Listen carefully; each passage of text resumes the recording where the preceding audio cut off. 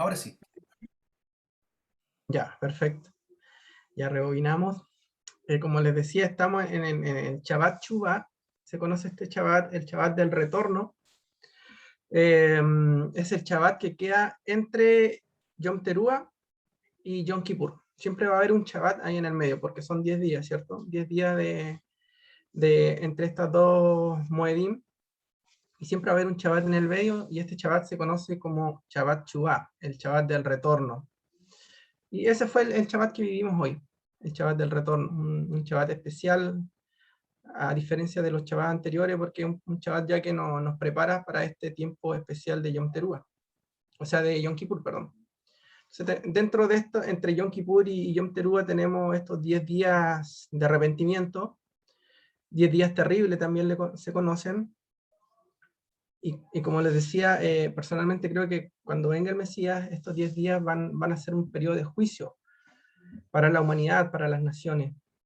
Entonces, si bien nosotros nos vamos a alegrar mucho cuando venga el Mesías en Yom Teruah, pero a partir de ese momento comienza un juicio a la humanidad, a las naciones, por parte del Mesías. Que sabemos cómo él viene como rey, ¿cierto? A establecer justicia. Y él dice que nosotros no nos venguemos porque suya es la venganza, él va a pagar, él va a dar retribución. Entonces, estos 10 días terribles que se conocen es parte de lo que va a ser el Mesías en algún futuro próximo. Así que estamos justamente en esos días, preparándonos para Yom Kippur. Yom Kippur es una festividad muy especial, considerado el día más santo del año. Dentro del judaísmo se conoce como el día que tiene mayor santidad. Se utilizan las vestiduras blancas, que también era un símbolo que aparece en Apocalipsis, que uno, si no entiende el contexto hebreo, de la multitud de ropas blancas que aparece en Apocalipsis, está relacionado también a Yom Kippur y a Sukkot, justamente también por las palmeras, por las ramas de palma en las manos. Lo vamos a ver después ya cuando pasemos a la fiesta de Sukkot. Así que, bueno, partiendo, Yom Kippur se conoce también como el día de la expiación, el día del perdón. Está muy conectado a Pesach también. Recordemos que las festividades las podemos organizar por la menorá, ¿cierto? Y la menorá es como un espejo. Entonces hay festividades que van en conexión. Panes sin levadura está conectado con Yom Kippur. Y panes sin levadura comienza por Pesach. Entonces tenemos la fiesta de primavera y la fiesta del otoño. En este caso de Pesach cae dentro de la fiesta de primavera en Israel. Para nosotros en ese tiempo es otoño, ¿cierto? Estamos en el otro hemisferio, pero en Israel son las de primavera. Y tenemos este segundo ciclo de fiesta que Yom Teruah, Yom Kippur y Sukkot caen dentro de las fiestas de otoño en Israel. Entonces tenemos ciertos paralelos entre ambas fiestas. Por ejemplo, Pesach se considera una fiesta de redención. ¿Qué es redención? Redención se entiende comprar un esclavo para poder darle libertad. Una persona que estaba en esclavitud es comprada, se paga un precio por esa persona y ahora ya esa persona es libre. Entonces eso fue lo que hizo Yeshua por nosotros en Pesach. Él pagó un precio de sangre por nosotros para darnos la libertad. Y también en Yom Kippur, que debería siendo como el complemento, nos habla de Yom Kippur, se me fue acá donde lo noté, de remisión, es el otro concepto, remisión. Y remisión tiene que ver con la desaparición completa de los signos de pecado en nosotros.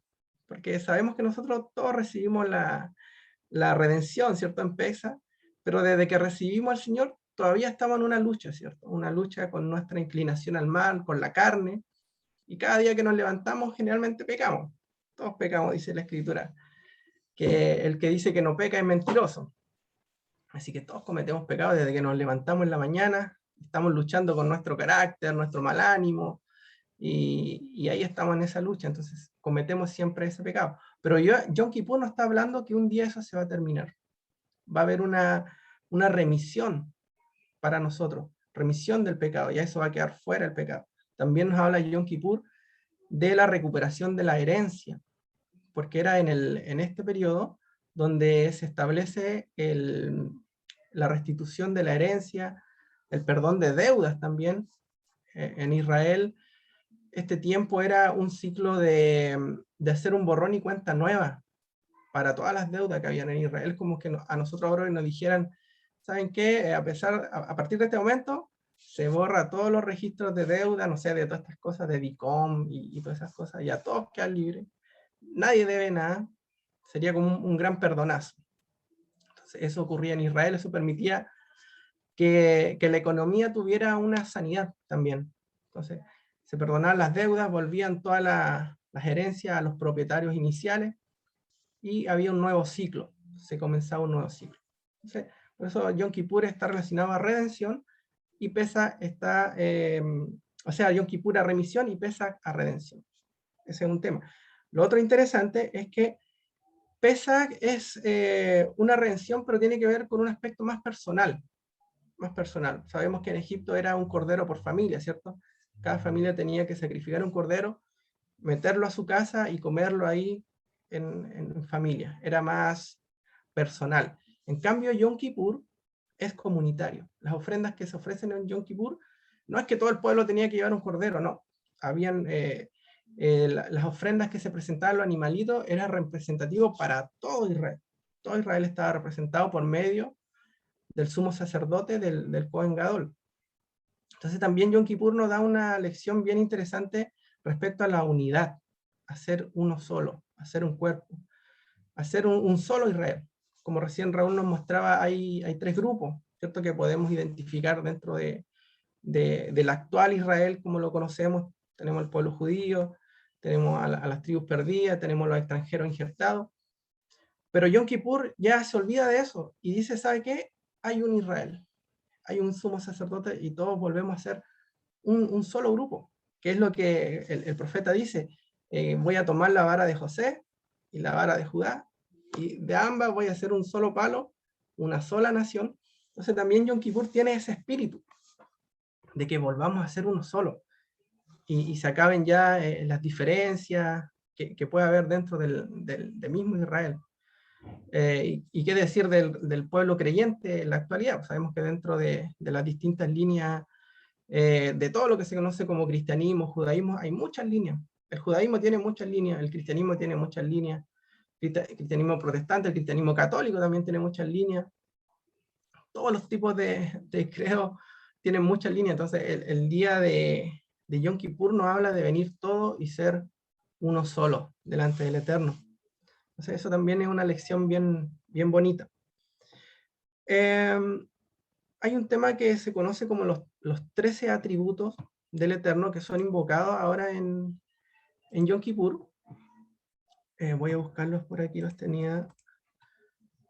Aquí están.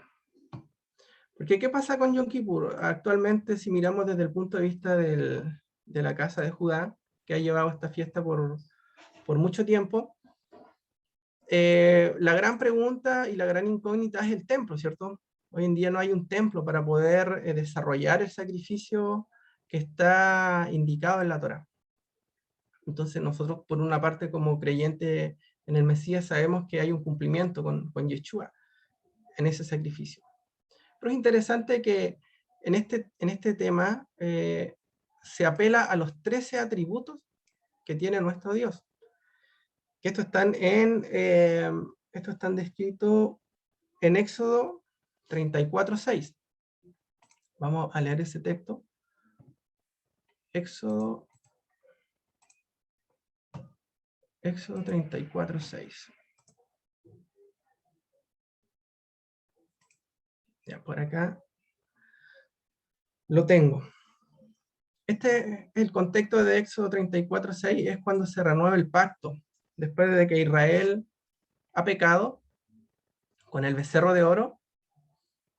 Hay una intercesión de Moshe, y esa intercesión da un fruto, y en esa intercesión el Eterno se revela. Él se revela a Moisés de una forma bien bonita, porque yo la primera vez que leí esta parte pensé que Moisés estaba exclamando esto, pero después cuando vuelvo a leer, resulta que es el mismo Eterno, que él está hablando de sí mismo. Él está diciendo, mira, así yo soy. Entonces en este discurso él nombra los 13 atributos de cómo él mismo se define. Entonces vamos a darle una mirada a lo que dice acá. Dice Éxodo 34:6, dice, y pasando delante de él, proclamó, esto lo estoy leyendo en NBI, dice, el Señor, Dios clemente y compasivo, lento para la ira, grande en amor y fidelidad, que mantiene su amor hasta 1000 generaciones después, y que perdona la iniquidad, la rebelión, el pecado, pero que no deja sin castigo al culpable, sino que castiga la maldad de los padres en los hijos y los nietos hasta la tercera y cuarta generación. Ese es un texto que yo creo que muchos hemos leído. Y bueno, nuestros hermanos judíos esto lo toman, lo examinan con pinza, cada una de las palabras, y acá se encuentran 13 atributos de nuestro Eterno. Primero dice, ¿por qué nombra 2 veces el nombre del Eterno? El tetragramatón. Él mismo dice, Adonai, Adonai, o Hachén, o el Yud-Hei Bajé, Yud-Hei Bajé. Lo repite 2 veces. ¿Por qué? Se considera que cuando el Eterno nombra su propio nombre, está teniendo una actitud de misericordia. En cambio, cuando se nombra el Elohim, que se traduce en la escritura como Dios, cuando él habla de Elohim, está hablando del atributo de justicia. ¿Qué quiere decir esto? Que él es justo. Guste a quien le guste, él es justo y tiene que cumplir su Torah. Pero cuando él habla de su tetragramatón, está hablando que él es misericordioso antes del juicio. Eso también nos da una lección.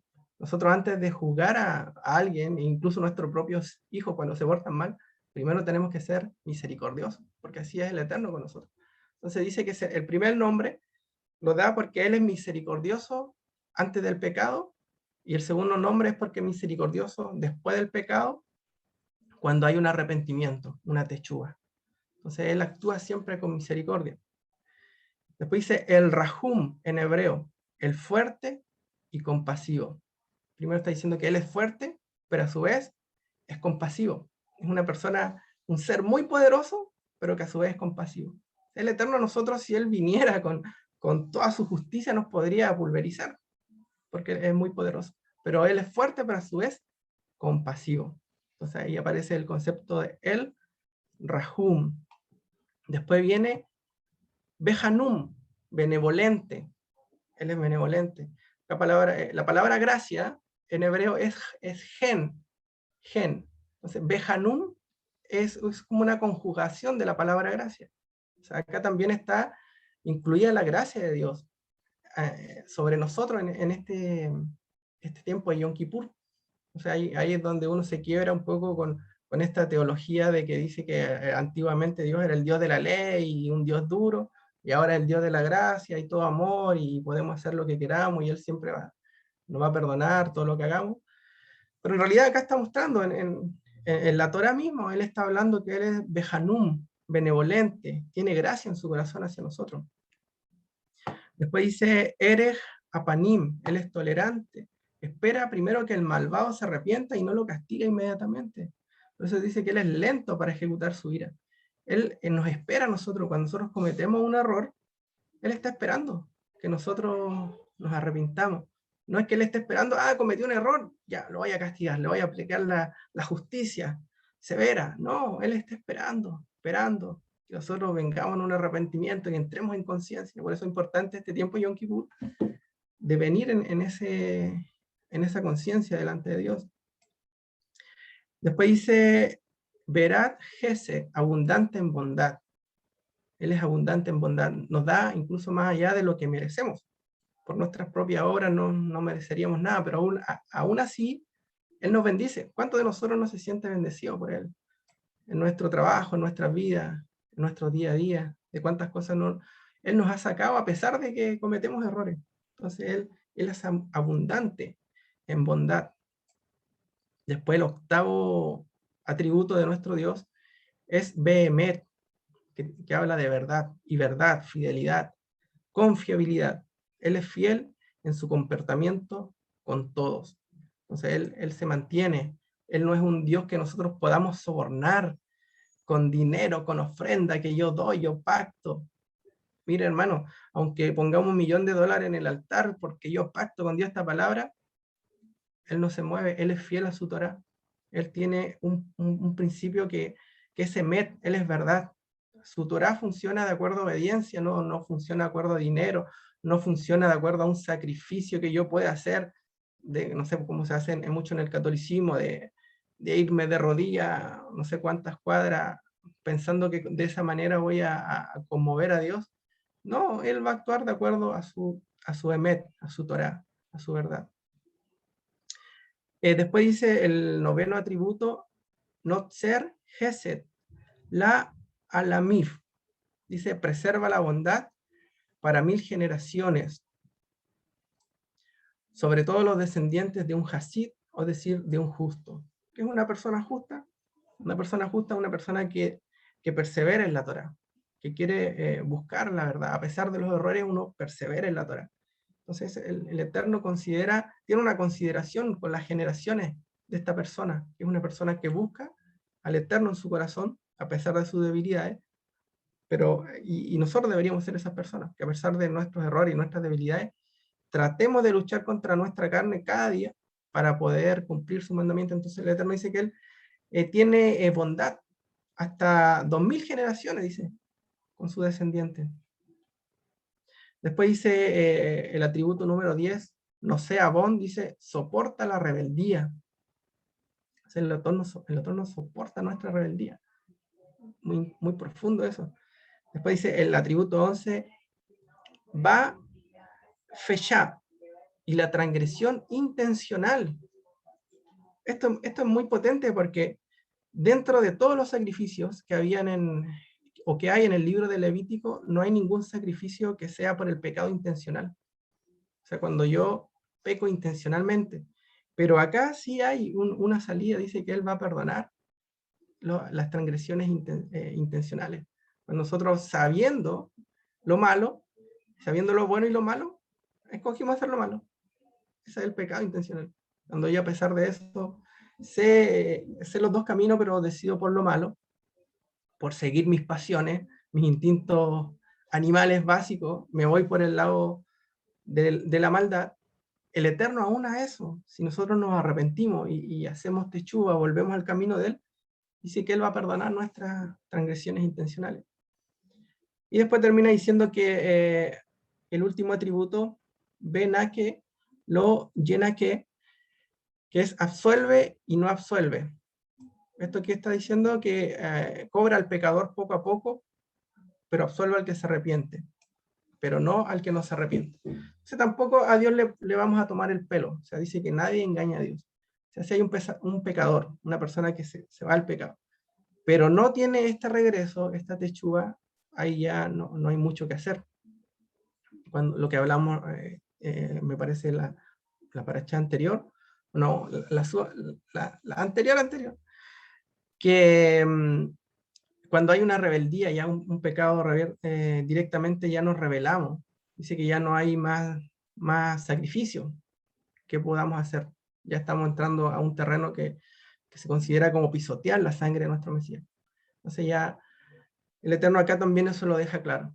Y como que nos raya la cancha. Ya si ustedes se rebelan, yo voy a entrar en juicio. O sea, porque esa también es su característica. Es juicio, pero también misericordia. Juicio y gracia, juicio y gracia. Así que es a esto donde apelamos en Yom Kippur. Apelamos a estos atributos del Eterno. Así que, bueno, espérenme un poquito que me llegó mi regalón acá, algo me quiere preguntar.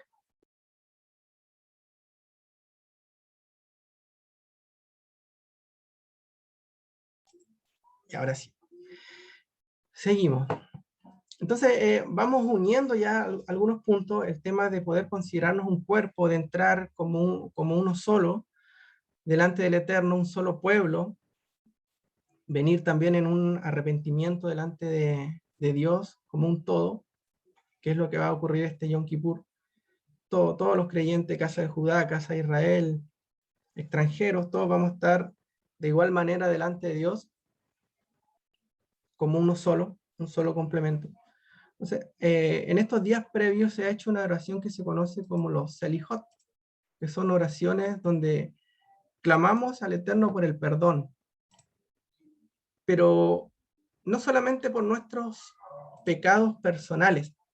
También eso para mí ha sido un aprendizaje, porque generalmente pedimos perdón solamente por mis pecados, ¿cierto? Como que cada uno nos hacemos cargo de lo que yo he hecho, pero yo no me hago cargo de lo que hizo mi hermano allá o el del hermano que está acá. Es como que cada uno nos enfocamos en nosotros mismos, pero Yom Kippur nos llama a enfocarnos en todo el pueblo de Israel, también a pedir perdón, no solo por nosotros, sino por nuestros padres, por nuestros ancestros y también por todo Israel.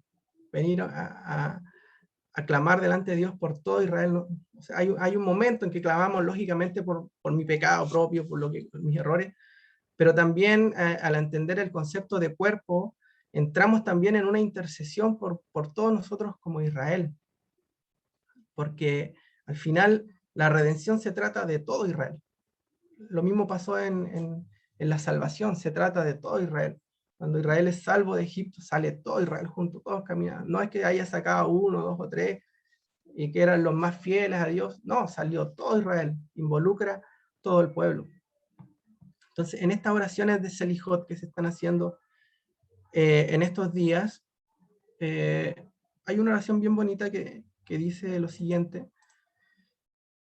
Dice, es una oración de reconocimiento nacional, los pecados que hemos cometido como nación de Israel. Dice, somos culpables, traicionamos, robamos, hablamos hipocresía, difamamos, hicimos pecar, provocamos maldad, pecamos a propósito, con intención, expresa, forzamos, nos apegamos a la mentira y al engaño, hemos dado malos consejos, mentimos, nos airamos, hicimos burlas, nos rebelamos, fuimos en contra de tu palabra, ofendimos, cometimos adulterio, nos desviamos, pecamos, fuimos descuidados, hicimos daño, hostigamos, hicimos que nuestros padres y nuestras madres sufrieran, fuimos tercos, fuimos malvados, corrompidos, abominables, nos perdimos, engañamos y nos desviamos de tus preceptos y de tus buenos juicios, pero no nos ha servido de nada. Tú eres justo por todo lo que sucede sobre nosotros, porque con verdad has hablado y nosotros somos culpables. Tú eres el magnífico eterno, lento para la ira, grande en misericordia. Y después de acá hacia abajo se recitan los 13 atributos que recién comentamos. Entonces es interesante esta oración de donde nosotros ya nos identificamos como Israel y cargamos y reconocemos el pecado que hemos cometido como nación. Desde que se fundó Israel hacia adelante, todos esos pecados nosotros los traemos delante del Eterno y nos presentamos también ya identificándonos con Israel, como parte de Israel. Y hacemos esta oración y pedimos este perdón comunitario. Otro tema importante de este Yom Kippur, que si bien el pueblo judío lo practica mucho, también está enseñado por Yeshua, que para este día tenemos que también perdonarnos entre nosotros, perdonar a tu prójimo. Es lo que nos enseñó Yeshua, ¿cierto? Si nosotros perdonamos a los demás, en la famosa oración del Padre Nuestro, si ustedes perdonan a otros sus pecados, el Padre a ustedes los va a perdonar. Pero si ustedes no perdonan a otros, el Padre que está en el cielo tampoco los va a perdonar a ustedes. Es una parte bien dura, pero así es como funciona el reino de los cielos. Entonces nosotros en este tiempo de Yom Kippur tenemos que también entrar a pedir perdón a la gente que hemos herido. Primero desde nuestro círculo íntimo, de nuestra familia, el esposo con la esposa, perdón a nuestros hijos, después ya salir hacia afuera, a nuestra familia, todos los conflictos que podamos haber tenido este año, y sabemos que en las familias se generan también mucho roce por distintas cosas, y después con nuestros amigos, nuestros amigos de la iglesia, pueden ser después nuestros amigos de la vida, la gente del trabajo. Entonces se hace ese llamado a poder tener un tiempo de pedir perdón, de arrepentirnos delante de todo ello y poder soltar esas cargas. De hecho, también en las palabras de Yeshua mismo, en Mateo 5 también dice, ¿sabe qué? Si ustedes traen una ofrenda al altar, déjenla ahí, vayan a pedirle perdón a quien tengan un conflicto y después recién vuelven y se presentan ante mí. Entonces, eso también es una práctica que nuestros hermanos judíos están muy conscientes. Y ellos buscan llegar a este tiempo de perdón. ¿Y cuál es lo lindo de esto? Que cuando uno lo hace por primera vez, después para el otro año se cuida mucho. Se cuida mucho de no andar metiendo las patas y peleando con medio mundo, porque sé que voy a tener que llegar al otro año a Yom Kippur nuevamente a poder limar las perezas con mucha gente. Entonces, por eso es lindo esto, la Torá es cíclica, nos va enseñando cada año a que seamos cuidadosos en el trato a los demás, porque sabemos que la Torá es relación con Dios vertical, pero también horizontal, relación al prójimo. Entonces también Yom Kippur nos habla de eso, de poder venir a perdonarnos entre los prójimos, entre los hermanos. En Yom Kippur, como recién hablábamos, ahí está Yom Teruah y Yom Kippur. En Yom Teruah se considera que se abren las puertas del cielo para poder inscribir nuestros nombres en el libro de la vida. Y en Yom Kippur se consideran que las puertas se cierran. Es el tiempo ya del cierre de puertas y donde se sellan nuestros nombres en el libro de la vida. Entonces, también esto lo podemos entender como un juicio.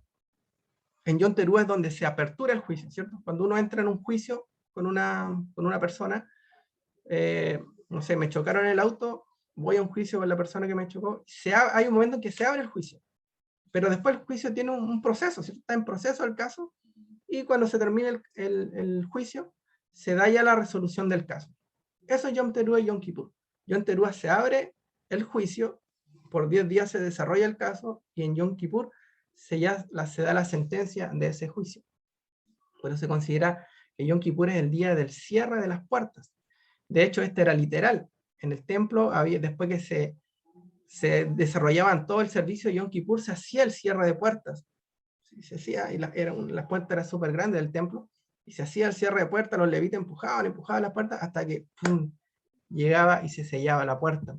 Entonces, esto sabemos también es un lenguaje profético, lo mismo lo vivió Noé cuando él ya le tocó cerrar la puerta del arca y después vino el juicio, ¿cierto? Entonces, Yom Kippur nos habla de eso, va a haber un momento donde se van a cerrar las puertas. Entonces, por eso nosotros estamos en el, como recién decía el pastor Raúl, estamos en tiempo de venir delante de él, porque hablamos la otra vez de la salvación. Yo no me atrevería a decirle a alguien, mira, tú perdiste la salvación porque todavía no se han cerrado las puertas. Pero un día que se cierren las puertas, el Eterno, él va a juzgar. Y va a decir, mira, ustedes profetizaron, echaban fuera demonios y ahí se van a producir esos alegatos y decir, apartados de mí, hacedores de maldad, nunca los conocí. Cuando se establece eso, ya hay un cierre de puertas, hay una separación, hay una sentencia ya sobre cada vida. En ese momento, él se va a guardar el derecho de ver quién realmente quién entra y quién realmente no entra. O sea, estamos todavía a tiempo de venir en Techúa. Por eso yo sé que todos anhelamos la venida del Mesías, pero cuando Él venga la cosa va a ser seria. O sea, estamos realmente preparados para la venida del Mesías. Yo sé que todos lo anhelamos en nuestro corazón, queremos que venga esta fiesta o si no el próximo año, pero realmente tiene un peso tremendo en lo espiritual porque se va a ejecutar ya todo esto que hemos conversado. Entonces, hacer esa mirada interior, en Yom Kippur cada año nos empuja a eso. ¿Qué más podríamos hablar? Bueno, el abrir la puerta me hizo conectarlo con Apocalipsis, cuando Juan habla, dice, cuando él estaba en el día del Señor, y vi una puerta abierta en el cielo, y una voz de trompeta, ¿qué día es ese? El Yom Teruah. O sea, él estaba en un día de Yom Teruah en ese momento. ¿Por qué? Porque utiliza el lenguaje de puertas abiertas y utiliza el lenguaje de trompetas. O sea, por eso Apocalipsis es necesario entenderlo en base a la Torá. ¿Qué más? Ahí podríamos ver una conexión interesante que es con Yeshua, porque uno de los servicios que se hace en Yom Kippur se ponen 2 machos cabríos, de acuerdo a lo que está en Levítico 16 en adelante, del 1 al 8 por ahí. donde se habla de que hay dos machos cabríos, y sobre ellos, esos dos machos cabríos se echan suerte, uno se va al desierto, y otro se va a sacrificio para el Eterno. Entonces, eso Yeshua también lo cumplió con Barrabás, ¿cierto? Cuando los dos son expuestos delante de Israel, Israel tiene que elegir. ¿A quién elige? Y curiosamente, la traducción que nosotros conocemos es Barrabás, ¿cierto?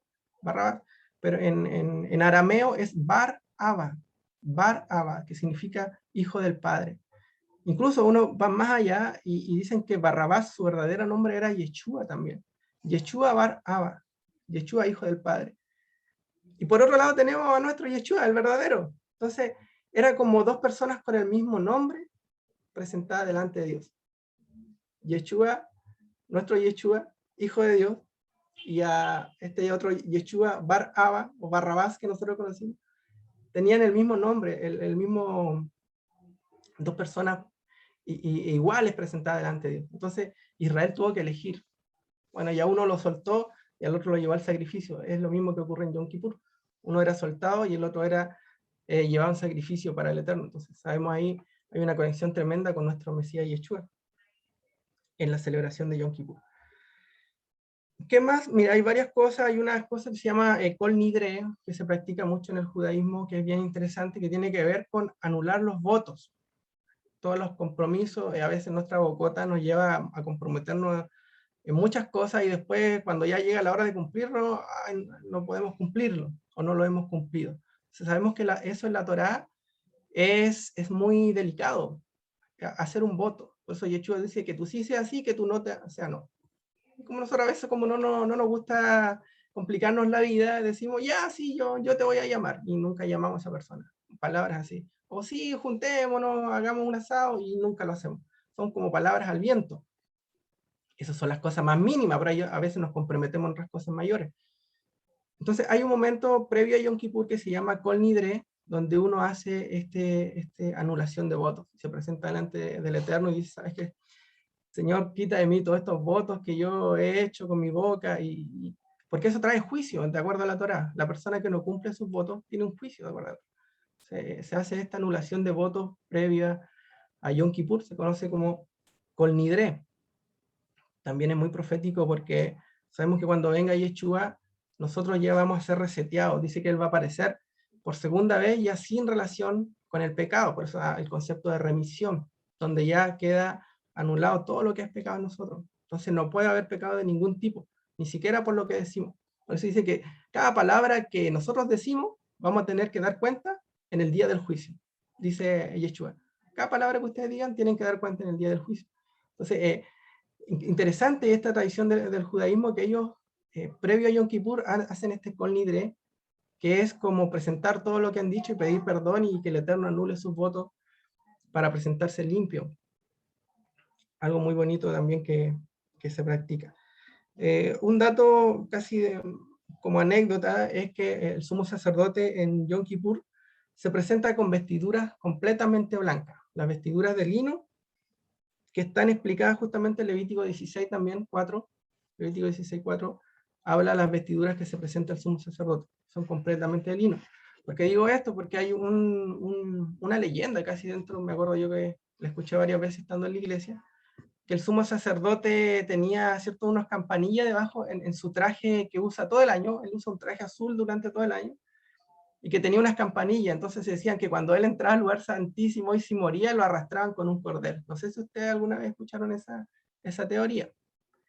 Bueno, cuando venimos a la Torá, esa teoría no resiste, no tiene fundamento porque el sumo sacerdote en Yom Kippur es el único día en el año que entra al lugar santísimo, no entra en otro momento, y cuando lo hace, no entra con esas vestiduras. Entra con vestiduras completamente blancas, no entra con las vestiduras de las campanillas. Entonces ahí se echa por tierra ese mito, por decirlo. Que incluso me parece que fue un sacerdote católico el que dio esa interpretación y ahí se masificó. Incluso muchas veces se muestra a Yeshua como sumo sacerdote con vestidos de azul, con el pechero delante del arca del pacto, pero cuando uno viene a la Torá, ya esa imagen no resiste mucho frente a lo que la Torá nos explica. Más que nada un poco para ir sacando algunas cosas que tenemos que ir corrigiendo. Eso básicamente, quería dar un tiempo para no extenderme tanto, algún tiempo de pregunta y respuesta si es que pueden tenerla. Eso, Raúl. Amén. Interesante, muy interesante ir conociendo mucho más todo lo que es el significado y todo lo que también se viene ahora con Yom Kippur. No sé si hermanos tienen alguna pregunta. ¿Alguien quiere comentar algo, preguntar? Aprovechen, hermanos. No se queden con las dudas. Sí, pregunten todo Eh, lo que mira, quieran. lo que me viene, Ricardo, es la Torá dice que desde el día 9 menciona, desde el día noveno, se hace ayuno. Ahora, eso se Desde, entiende que es desde el atardecer del día 9 al 10, porque lo menciona, lo leímos, pero ¿cómo se explica un poco eso? Porque entendemos que Yom Kippur también es el día del ayuno, ya registrado en Hechos. Eh, y que sí. el día obviamente comienza al atardecer hasta el atardecer, pero cuando menciona el día 9, ¿a qué se refiere? Eso como que en un momento me generó un poco de interrogante. O sea, es básicamente el preparativo. Ya, Por ejemplo, los judíos se empiezan a preparar con tiempo el día 9, o sea, para entrar a Yom Kippur. Entonces, por ejemplo, el día 9 es donde se hace el Kol Nidre, que es la anulación de votos, previo a Yom Kippur. Entonces, para entrar ya al ayuno con todo eso subsanado, por decirlo. Entonces, claro, y ahí empieza el ayuno, que es de 24 horas, es un ayuno completo. ¿Qué quiere decir eso? Que no se come ni se bebe agua. Entonces, incluso algunas líneas del judaísmo son más estrictos. No se cepillan los dientes, no se bañan. Bueno, de hecho no se bañan, nada. O sea, sí. entonces como bien estricto. Pero en sí porque se considera que es un día de aflicción de nuestra alma, en todo sentido, en nuestros pensamientos y en nuestra parte física también. Mm, Entonces, una pregunta que surge mucho también, porque nosotros, lógicamente, muchos trabajan ese día. ¿Qué pasa ahí? ¿Qué pasa con los que trabajan ese día? Entonces, claro, nosotros vivimos acá en Chile, todo esto no son cosas ajenas a nuestra cultura, y a nuestros jefes no podemos llegar allá sin peinarnos, sin bañarnos, sin nada al trabajo. Entonces, claro, ahí en esas cosas se recomienda tratar de lo que se pueda hacer, tratando de participar en lo que se pueda. Y amén. tampoco la idea es como cargarse, chuta, no, fallé, le fallé al Señor porque no puedo.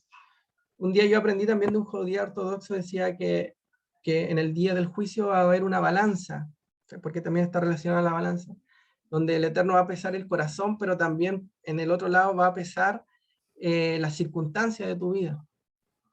Por ejemplo, él decía, no da lo mismo guardar el Shabbat en Israel, donde todo se detiene, Sí, y no te queda más que guardar el Shabbat, incluso la gente que no es religiosa, porque no pueden ir al cine, está cerrado, los supermercados están cerrados, las discotecas están cerradas, todo está cerrado. Entonces no te queda más que quedarte en la casa, pues. Y no hay taxi, no hay locomoción. Entonces guardáis el Shabbat casi por obligación. En cambio, uno que está en las naciones, que tiene el día sigue igual, un Shabbat, pero tú a pesar de contra viento y marea lo guardas, le decía que hay un mérito mayor entre una persona que, aunque quizás fallen algunas cosas ese día, lo llamaron del trabajo y todo, pero él está en su corazón tratando de guardar Shabbat, eso va a ser pesado por el Eterno. Tu corazón versus tus circunstancias. Mm, Entonces también en Yom Kippur, un poco dar ese mensaje para los hermanos que quizás no pueden, les toca trabajar ese día porque nos cae ahora día de semana. Entonces mm, hay algunos que tenemos ahí un poco de libertad. En mi caso yo trabajo independiente, entonces puedo ese día apagar el teléfono y listo, y no pasa nada. Sí, Pero hay otros que no tienen esa opción. Entonces por ahí va el tema de que puedan hacerlo lo mejor que puedan en su fuerza, tratando de conjugar todo. claro. Amén. Sí, bueno, se ha procurado, bueno, de alguna manera tratar de ese día apartarlo, por supuesto, entendiendo de que hay a veces situaciones de fuerza mayor que no podemos, ¿ah? Pero ya también en nuestro primer año, de alguna manera, que hemos ido como aprendiendo, conociendo estos tiempos especiales, estudiando recién, conociendo un poco la escritura al respecto, ya quizá el próximo año también podamos prepararnos con mayor anticipación para que podamos ajustar la agenda de Dios a la agenda, ¿cierto?, Amén. del mundo, ¿ah? Que hoy día nos, de alguna manera igual nos rige. Eh, y de alguna manera, Ricardo, bueno, el ayuno entonces comienza a la puesta del sol del día, en este caso del miércoles. Claro, sí, sí, Ya. sí. Comienza en la puesta del sol del día miércoles. En Israel comenzará a las 12 del día, hora nuestra, porque ahora con el cambio de hora hay un ajuste, porque Israel recibe el Shabbat antes de nosotros. Mm, Comienza cuando son las 12 del día, acá Israel ya entró en el Shabbat. En el caso de en Israel va a comenzar el Yom Kippur a las 12 del día del miércoles, nuestra, porque ahí, a esa hora a ellos les cae el sol. amén. Acá en Chile, claro, vamos a ser tipo 6 7. Amén. Entonces, ¿por qué digo esto? Porque hay algunos hermanos que también les gusta alinearse a Israel en estas festividades finales. ¿Por qué? Porque cuando venga el Mesías va a ser en el horario de Israel. No, él no va a venir en la caída del sol de Chile, va a venir en la caída del sol de Israel. Entonces, hay Oh, algunos hermanos que les gusta alinearse a Israel en estos tiempos finales. Pero también tiene su gracia estar fuera de Chile porque dice la escritura también que toda la tierra se va a llenar de su gloria. Entonces, muchos dicen esto es como la ola del estadio. En la medida que va cayendo el sol, las naciones van celebrando Shabbat y se va produciendo una adoración continua de 24 horas. O sea, también tenemos interpretaciones para los dos lados, para que claro. todos queden integrados. Amén, amén. Y no sé si hay algún, tú tienes el conocimiento de algún, ¿cómo llamarlo? Programa o ceder o algo que Un ceder. realiza, ¿sí? Sí, voy a conseguirme uno Ya, y ahí se los envío. ya, Sí, perfecto. sí. Amén. ¿Ese día más jueves también se termina con algo especial? Sí, se hace una Havdalah también. Una Havdalah que es un cierre, igual como en Shabbat se hace un cierre también del Shabbat. Y acá en Yom Kippur también se hace un cierre, una Havdalah, para hacer la separación de lo santo y lo común, por decirlo. Mm, Buenísimo. ya, Sí, sí, se amén. hace eso. Amén. No sé si los hermanos, ¿alguien tiene alguna pregunta? A mí me llama la atención preguntar cómo lo hace el pueblo de Israel con respecto a lo que son los sacerdotes, los que estudian la Torá, y lo que es la familia, lo que es la mujer con los hijos. ¿Cómo complementan toda esta actividad juntos como familia? Ya, en el tiempo del templo estaban las órdenes sacerdotales, que eran semanales, la que están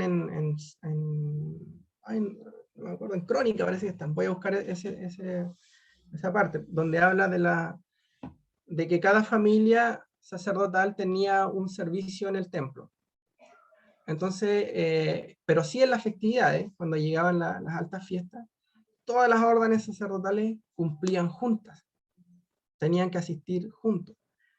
Entonces, y claro, ahí les tocaba estar en el templo. Por eso, por ejemplo, cuando a Zacarías, el papá de Juan el Bautista, se le anuncia que él va a ser padre, él tiene que esperar que se termine su servicio para recién ir a su casa y hablar con su esposa y decirle, mira, un ángel me dijo que vamos a ser padres. Entonces, claro, en el tiempo que les tocaba servir en el templo, tenían que estar ahí disposición 24/7. Ahora, interesante esa pregunta porque para Pesach también es muy importante. Porque, por ejemplo, ¿por qué dicen que Yeshua celebró un día antes? Y era justamente porque la ley judía la interpretación judía permitía a aquellos que iban a tener una participación activa en el templo, celebrar un día antes, a la caída del sol, el día 14 mismo, ya podían tener una celebración familiar para integrar a su familia, porque recordemos que ir al familiar, un cordero por familia, un cordero por casa, para que ellos pudieran participar en ese día, y al otro día ya participar en el templo también, tener esas dos alternativas. Por eso vemos a Yeshua celebrando Pesaj el día 14. Y hay muchas discusiones dentro de los raíces hebreas, algunos dicen, no, no era Pesaj, pero hay que entender el contexto y la halajá judía nos da luz sobre eso. Pero es interesante su pregunta, hermano. Muy bueno, buenísimo. Amén. ¿Algún hermano, alguien más? ¿Alguna pregunta?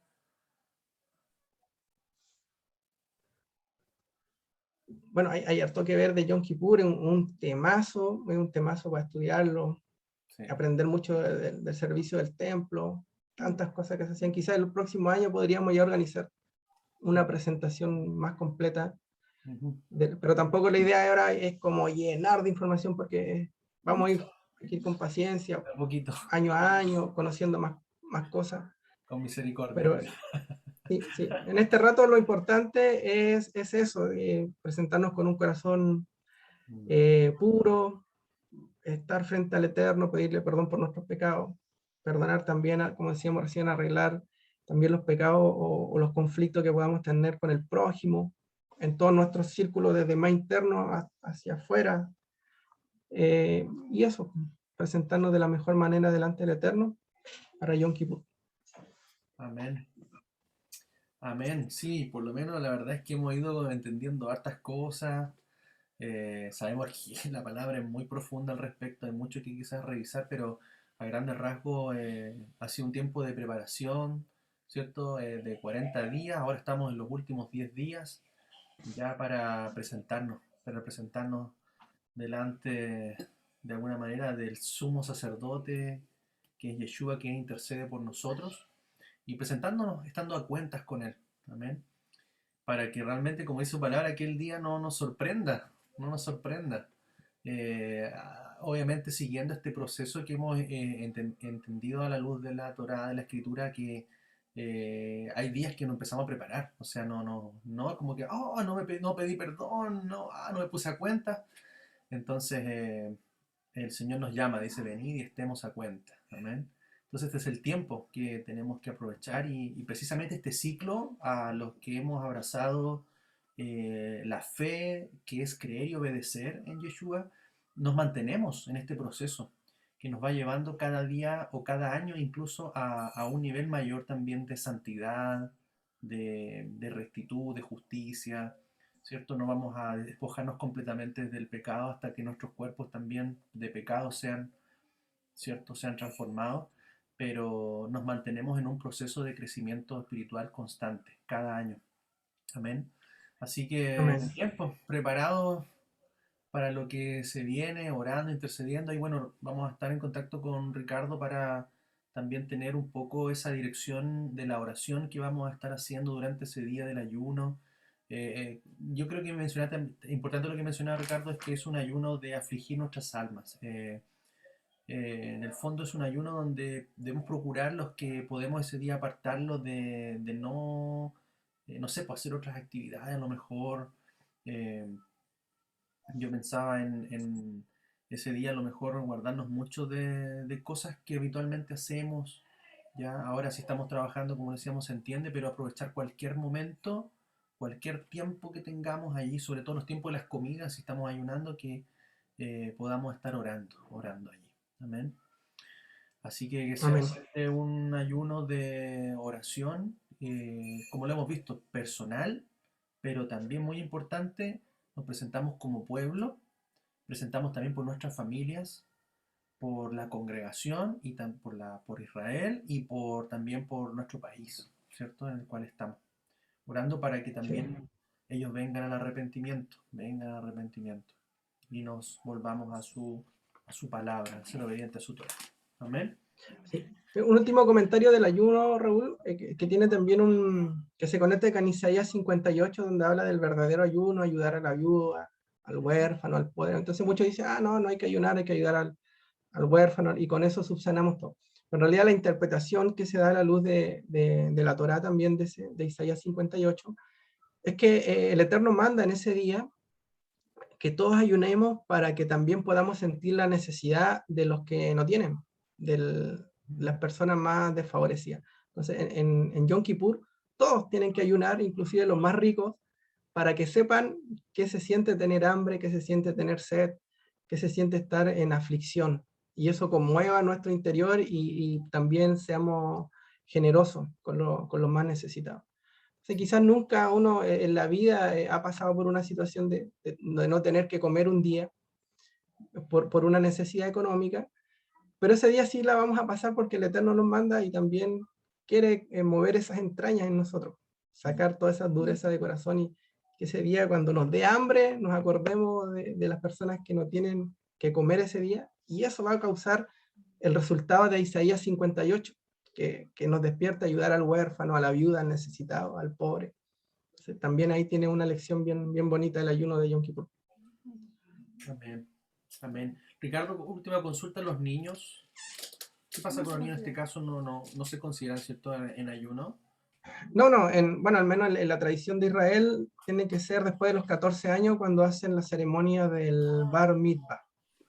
Recién ellos son responsables de sus actos. Por eso, bueno, Yeshua cuando él se le pierde a María y a José, él estaba dando su Bar Mitzvah.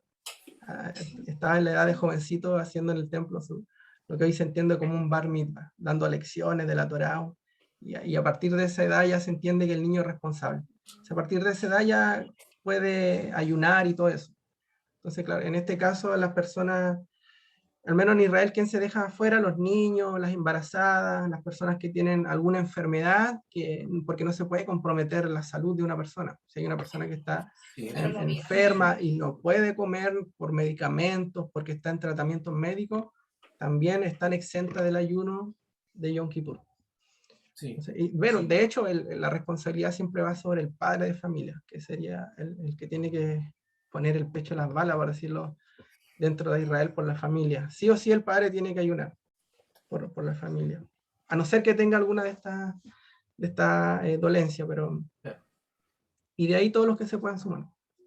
Amén. Bien, amén. Entonces preparándonos para el ayuno, hermanos. Qué lindo tiempo estamos viviendo y sobre todo alineados al diseño del Padre para su pueblo, para nosotros. Amén. Bien, amén. Voy a cerrar la grabación.